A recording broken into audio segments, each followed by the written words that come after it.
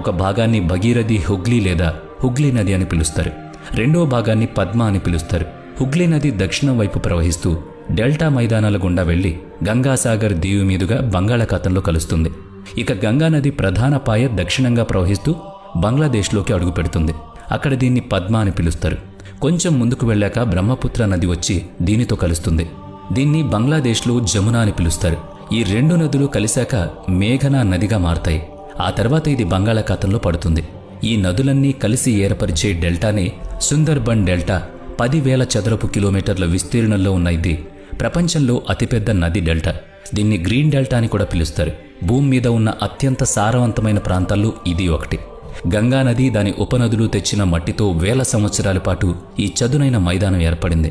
భారత్, బంగ్లాదేశ్లో విస్తరించి ఉన్న ఈ డెల్టాలో 40% మన దేశంలో ఉంటే మిగతాది బంగ్లాదేశ్లో ఉంది. దీన్ని యునెస్కో ప్రపంచ వారసత్వ ప్రదేశంగా కూడా గుర్తించింది. ధనుస్సు ఆకారంలో ఉండే ఈ డెల్టా ఇక్కడ మడ అడవులకు చాలా ప్రసిద్ధి.